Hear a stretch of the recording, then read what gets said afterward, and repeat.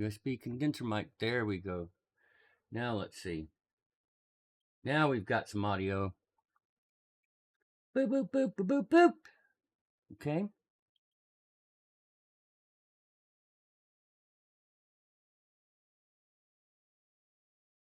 Now we're grooving.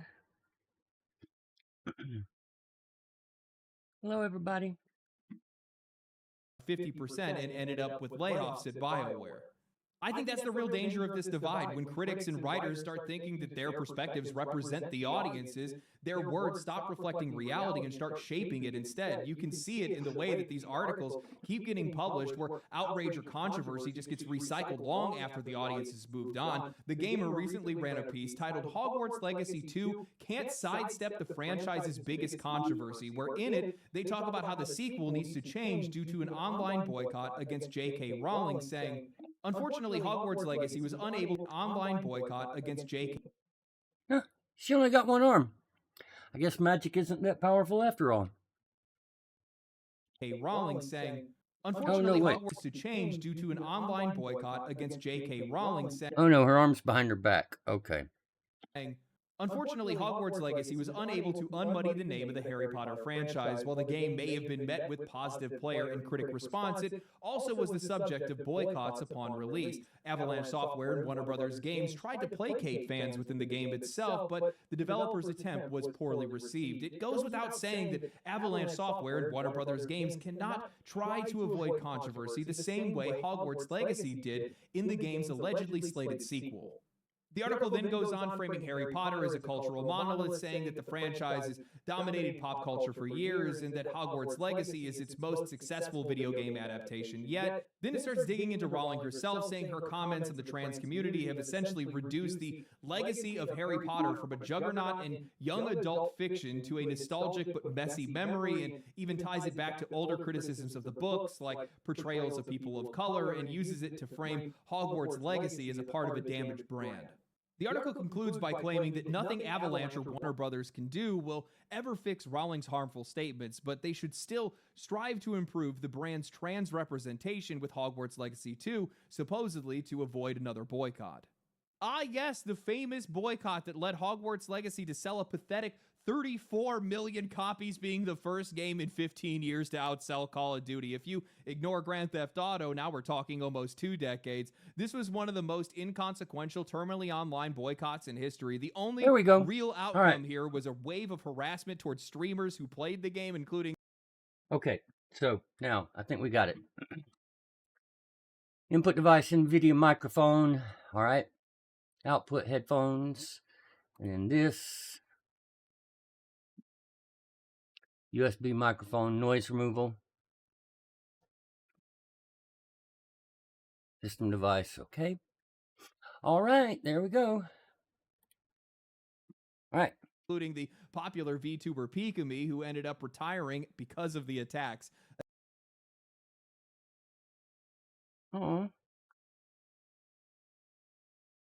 Attacks, mind you, that had nothing to do with Avalanche, Warner Brothers, or even Hogwarts Legacy itself. J.K. Rowling had no direct involvement with the game beyond licensing its IP. This is just so unreasonable. What is the expectation here? We are so many layers removed from J.K. Rowling's involvement that any backlash at this point is just performative outrage. What are the developers supposed to do? Make a completely different game because you don't like the author's tweets? If we applied that logic everywhere else, we'd be tossing out half of history. Man, this is exactly how games get ruined, and if we go and we compare this to the Assassin's Creed talk we were just having earlier, it becomes painfully clear that representation was never the issue. It's quality, it's authenticity. Hogwarts Legacy didn't face any backlash from those these journalists are claiming are the worst in gaming right now, while that game had a widely diverse cast and a trans character, and it's because it treated its characters and its world with sincerity. That inclusivity felt natural, not forced, because those characters actually fit the story, the setting, and the world that the developers were trying to build, and this kind of framing does a lot of damage, not just to players, but to the entire industry. When these journalists keep rewriting the story to be able to fit whatever social narrative, it is sending the wrong message to the developers about what audiences actually want. It teaches them to fear backlash that doesn't actually exist, to chase approval that doesn't even matter, and to try to build their games around appeasement instead of authenticity. This is the exact same thing that they're claiming to fight against with Assassin's Creed Shadows, but they're doing it to Hogwarts Legacy. What makes matters worse is this kind of framing is just forcing the conversation into this one-sided place where equality stops being about fairness and starts being about compliance, where there is only one version of representation that is acceptable and any deviation from that is labeled as problematic. That mindset does not create better games or stronger communities. It is just alienating the people who are actually playing these games. And this disconnect is getting worse than I ever thought. It's no longer limited to articles. It's now built into how this industry is measuring itself. Just look at the recent ESA survey that's been circulating around. Some of you guys have probably seen this. It's the one that's claiming to show who's actually playing games in 2025. Every few years, the ESA releases a new power of play. It's a report that's meant to define who gamers are and what they value. On the surface, it looks legitimate, clean charts, global data, positive messaging, but once you dig in, this entire thing falls apart. The big headline this year is that 48% of gamers are women. Sounds like progress until you realize how they got here. That number lumps in mobile gamers with PC and console play, and mobile makes up the majority of both of those players' playtime, but that's not the exact same audience of the people that are buying long-form games or supporting these studios. Counting someone who's playing Candy Crush on their phone twice a week as the same kind of person that's buying Baldur's Gate 3 or Elden Ring kind of feels like manipulation to me. Then we get into the methodology, how these guys actually collected this data. The ESA only surveyed 1,000 people per country, and it was a panel-based sample, meaning that the participants were not chosen randomly, but they were from groups that already signed up for surveys. That's a built-in bias. And their definition of active gamer is anyone that plays 1 hour a week. That is not a representative sample. But maybe that's the point, because the ESA is not some neutral research group. It's a lobbying arm funded by major publishers. This year's report was made with Video Games Europe, the same organization that's fighting against the Stop Killing Games movement and games preservation rights. When the people that are shaping policy are also the ones that are shaping the data, you're not getting a snapshot of players, you're getting what they want you to believe. And believe it, people did. Man, how fast these narratives can spiral once they're out in the wild. Variety picked this up and used that same misrepresented ESA data to somehow up the number, claiming that women now make up to 52% of gamers. Guys, we're outnumbered. Man, this makes total sense to me now. When you see how quickly these stories spread and you look at the direction that games have gone in the past couple of years, it's not hard to see the pattern here. What started as a male-centric hobby built around male-driven franchises has slowly but surely softened, reshaped, or in some cases completely overhauled to be able to chase an audience that doesn't actually exist. That's why some of these games are failing. If you strip out the mobile data or look at some of these core genres just by themselves, who's actually playing specific genres, the idea that women make up 48%, let alone 52% of gamers, completely falls apart. I mean, Capcom proved this themselves last year. They released survey results showing that their audience was 82% male and 14% female. Data gathered directly from people who are actually playing their games. That's the difference between marketing demographics and player demographics. Yet that ESA survey was parroted by almost every major outlet, went viral on social media, and faced zero pushback. Nobody questioned who conducted it, how it was gathered, or what interests were behind it. And that's how misinformation will cement itself. The data just gets reported as fact, it shapes public perception, and before long, developers are building games for audiences that don't actually exist. And honestly, this explains so much of the friction that we're seeing between studios and players today. These games are not being made for the people that are actually playing them. These players aren't being represented, they're being ignored. I'm not saying that games shouldn't appeal to women, of course they should, but context matters here. If you're Capcom and 80% of your audience is male, what do you think happens when you approach that same series, assuming that half of it isn't? Look, guys, I know. I see the comments, the posts, the clips. You don't hate journalists enough, and I get it. I really do. There are legitimate criticisms to be had, and we're having those criticisms right now, but I still think that there's immense value in written media and written data, and that's why I always try to take out the time to call out the bad while highlighting the good. There is something so permanent about a written article, something that lasts, and there's something just so fleeting about verbal discourse. Even videos like this, writers will take a slower, more contemplative approach that you just don't get anywhere else, and I think that that's essential for critical thinking. And man, do we need critical thinking right now. I like that. Yeah. Something written down. You can go back to it. I mean, it's semi-permanent, more so than verbal discourse. I mean, even though, I don't know, Yeah. Seriously. Um, even though you'll say, okay, well, it's a YouTube video. It's going to be there for a long, almost same time as an article, right? They're both going to be on the internet forever. But when you sit down to read an article, and when you sit down to watch a here, look, I've got an article up right now. It's called "Expanding on What We Missed with Psy- Psychophancy." Psychophancy. Psychophancy. It's about how Chat GPT 4.0 went turned psycho. It's a written article, and it's different than what I would expect from a YouTube video on it. A YouTube video would give me the high notes and kind of go over, just the high points. But this written article, I would expect to go in depth. You know, that's what he's saying, and I get that. That's a good point.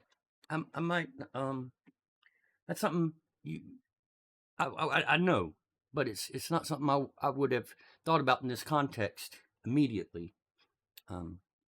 That yeah, we want games journalism. We want excitation.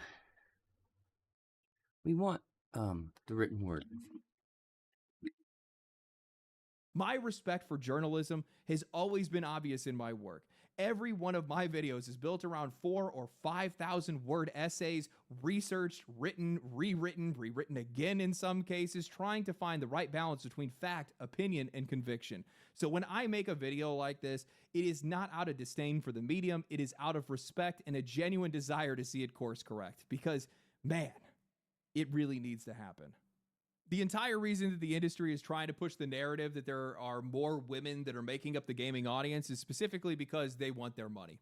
On average, women spend far more and far more often on non-essential goods, especially luxury items, and gaming is included in that, or video games are included in that. And I mean, just think about it. Fitness and beauty are like the second highest paid advertising on YouTube, just under finance. It's where the money is going, and that's where these guys want to go. They think by pushing the idea that more girls are playing and tailoring some of these games towards women is going to be able to get them to tap into one of the most powerful consumer groups in the entire world. And that's what they want right now. Boys, you don't understand. Well, you do understand. We're cheap. We stick to the same brands. We rarely move around, and that makes us one of the worst groups to sell anything to. That's why these guys want to try to get away from us if they possibly can. I really need to make a whole video on this topic. The problem is, and this isn't me saying that girls don't play video games. It's obvious that girls do play video games. I know plenty of women that play video games, but the problem is that our interests rarely align, especially in entertainment and in art.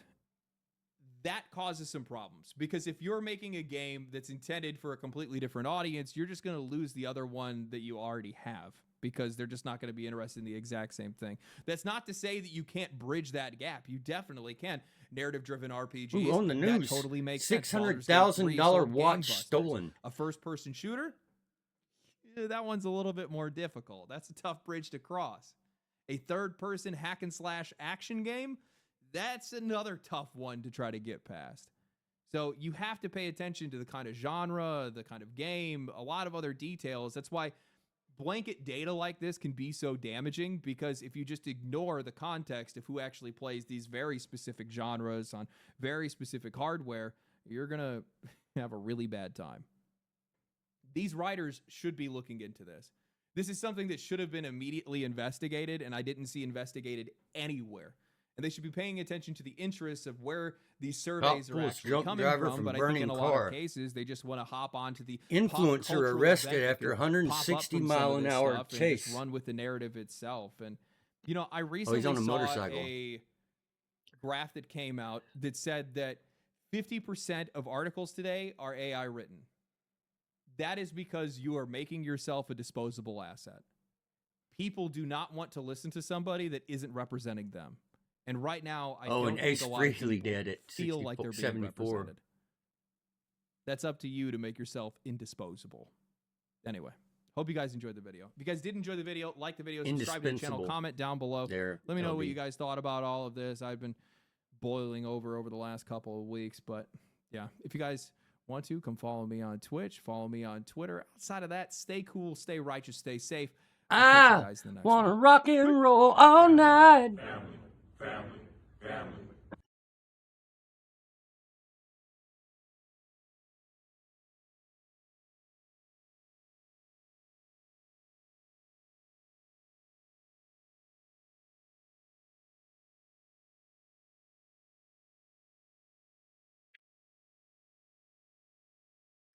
All right, chat, pick one. Everyone's talking about this, or Sora proves the AI bubble. Number one, type it in the chat. Everybody's talking about, or two, Sora proves the AI bubble. We're not talking about women are in deep shit. All right, Sora. So considering that OpenAI is now the most valuable private company on the planet, it's kind of weird that lately they've been flailing around like a tube man in a used car lot. The super secret hardware device they've been working on is on ice due to technical difficulties, and after enormous secret hardware device they've been working on is on ice due to And Johnny Ive grapple with technical issues on secretive AI device. technical difficulties, and after enormously hyping GPT-5 as the coming of AGI, whatever that means, when GPT-5 was finally released after multiple delays, it was met with scorn and disappointment by its own users. And so after a long run of bad press, to prove the haters wrong, Sammy Altman released Sora 2, a TikTok knockoff chock-a-block with AI slop. And you know, the first time you open Sora 2, it's kind of superficially impressive to see all these slick videos made with just AI prompts, but hey, wasn't AI supposed to change the world, cure diseases, and replace millions of workers? So why did OpenAI release this? It's kind of baffling, isn't it? In fact, the more I think about it, it seems like Sora 2 is one of the weirdest and in many ways worst apps to ever make it into the App Store. And I've tried Pimple Popper Lite. So first of all, Sora gives you the option of letting anyone make an AI deepfake video of you if you take the little step of letting them steal your face. And almost in order to demonstrate why no one should ever do this, Sam Altman himself kindly donated his own likeness for us to have fun with. Which means that when you open Sora, almost 1 out of every 3 videos you see is Sam being physically, emotionally, and sometimes almost sexually humiliated by his own users. I'm a CEO in a porcelain spa. Skibadoo, skibada. Yes, that's me. And it's so cool. Everything is free. Okay, I'm taking these. Boy, bring those back. Whoa, gotta go. Stop, give them back. Nope, too late. Please, I really need this for Sora inference. This video is too good. Here's a little video I made of Sam being slapped around by a venture capitalist. Please, we need more GPUs. The demand is impossible. I can't build the models without your funding. Whatever you want, I'll do it. Just help us buy the chips. Look at you, begging. You're a good little piggy. Oh, and here's one of him falling down the stairs.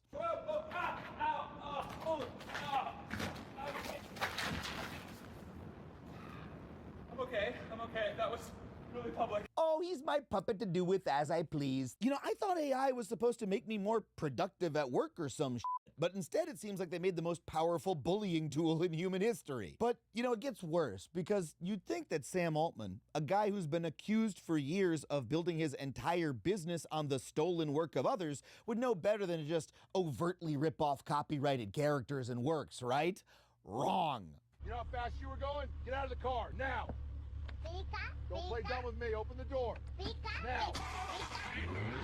Damn it, stop the car! When Sora launched, they just gave users the ability to steal copywritten IP, just like Pikachu stole that car. And then they claimed that they weren't expecting the copyright drama. I mean, you cannot commit a My watch theft of just told me to get intellectual up and walk. property this gargantuan and then claim, oopsie, did Sammy make a stinky? No, Sammy. You wanted to make this stinky because all this drama just builds the hype for your fucking app. But now that they've been caught, they've made it just a little bit harder to use copyrighted works, even though I still see them all the time on the app. But you know what's worse than that?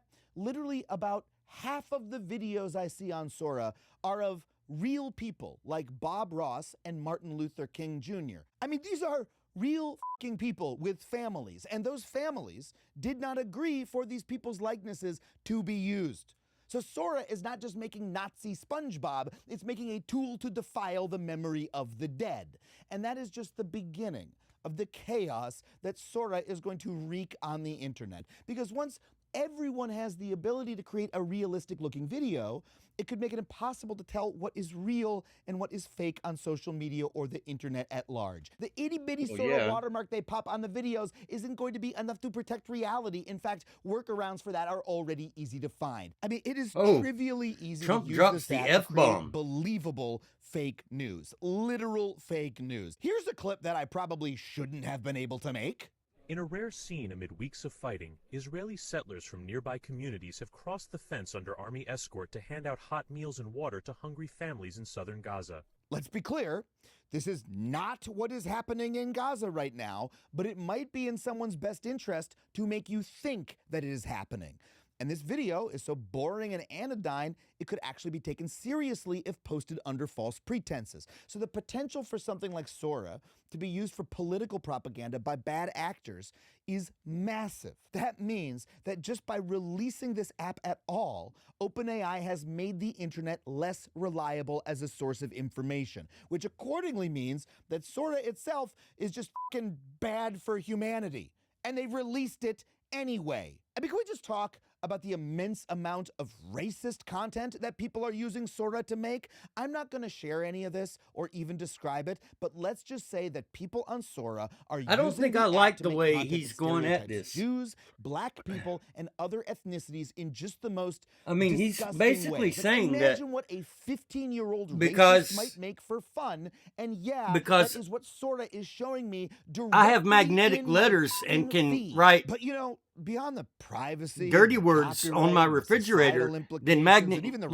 magnetic letters the app shouldn't be itself made just kinda available to anyone. sucks. You just end up scrolling by the same small variations. Absolutely on boring far memes left like liberal. Sam Altman yelling that nothing will happen if you double tap the screen, or different messages, being projected on the exterior of the Vegas sphere. Like, I mean, none of it has any that is the point idea or any of an humanity or anything that really distinguishes one clip from the next. If you spend 20 minutes scrolling Sora, you leave it just feeling bored.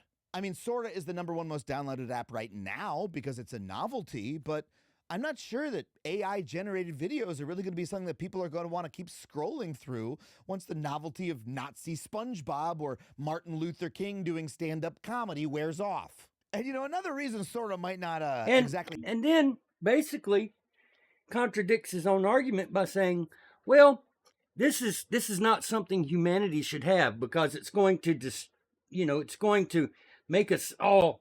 It's going to make us all never believe what we see or make us all believe bullcrap, and racists are going to use it to destroy us. Well, I don't... Okay, so let me finish this sentence. Racists are going to use it to destroy our minds and make us... and create content that makes us believe garbage. And then he says, but then we're going to stop using it because it's boring and stupid. Okay, so that's that argument. But then you fill in, well, the racists aren't going to stop using it because they'll still be able to make crazy racist content that they can use to brainwash people.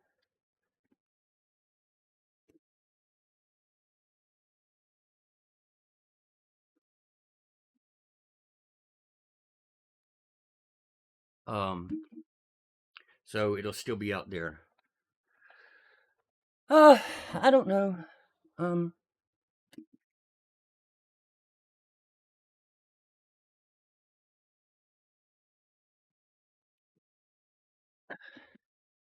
And yeah, then he contradicts his own argument, saying that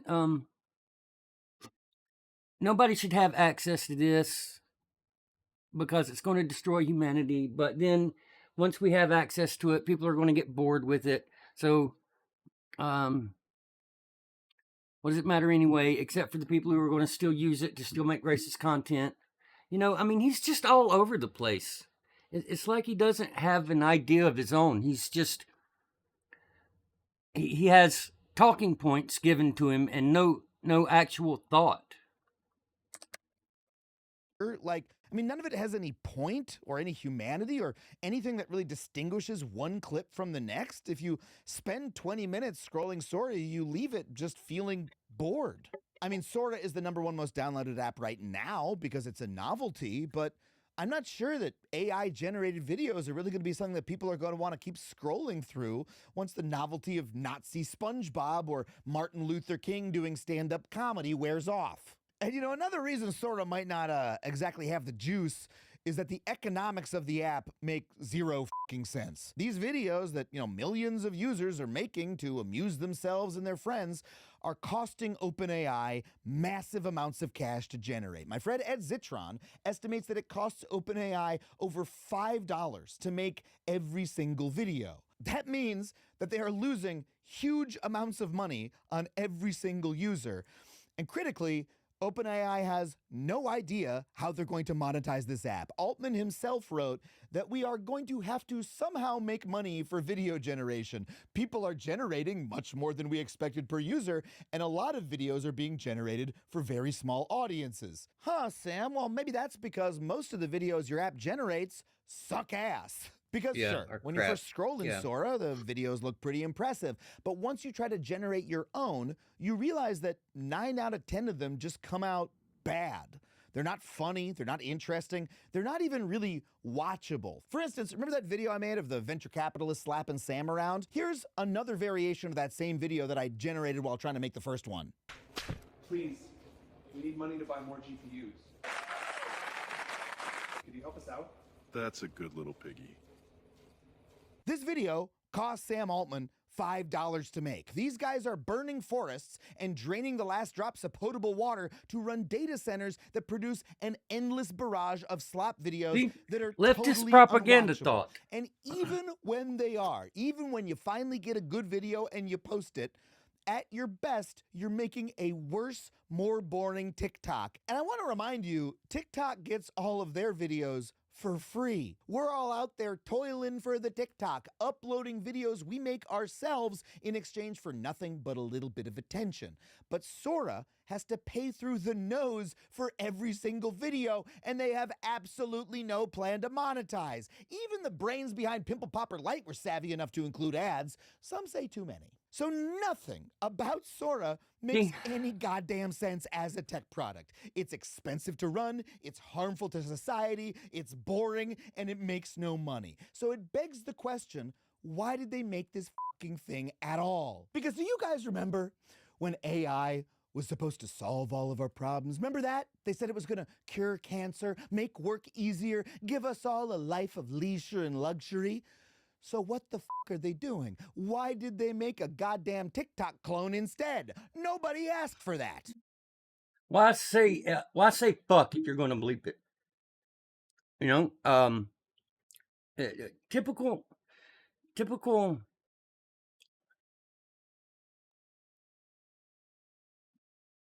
idiot styling.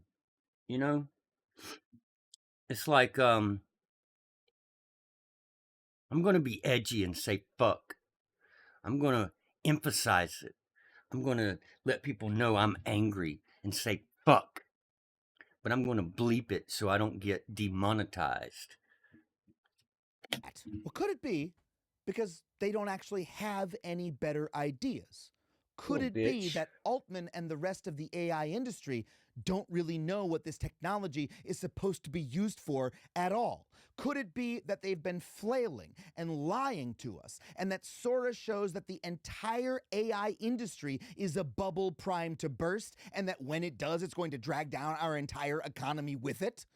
Well, yeah, I think it might, and I'm going to explain why in this video. But real quick, if you want to support this channel and all the humans who make this content for your human brain, head to patreon.com/Adam Conover. We would love to have you. And if you want to sit in a dark room with some other humans and have the collective social experience of laughing and expressing your humanities together, well, come see me on the road. I'm taking my brand new hour of stand-up comedy to Tacoma, Washington, Spokane, Washington, Des Moines, Iowa, Atlanta, Georgia, Philadelphia, Brooklyn, New York at the Bell House on Atlanta. November 15th. Then on December 4th, That's I'll as be in close as D.C. he's at gonna the be to Lincoln me. Theater. And after that, Pittsburgh, Pennsylvania from December 5th through 6th. I don't think I'll I see you could out sneak there. into So let's a talk about how this bubble formed. 3 years ago, OpenAI concert released ChatGPT, in and it became the Georgia. fastest growing app of all time. Today, it has around 700 million weekly users. And granted, a lot of those people are just fucking around. You know, they're using it to write fetish fan fiction. They're making images of the Joker where he's saying, hello, I love you. You know, the biggest use case seems to be getting the answer to things you just could have Googled, but whatever, the numbers look big, right? So the CEOs of the big tech companies see this growth, they shit themselves, and they drop everything to develop their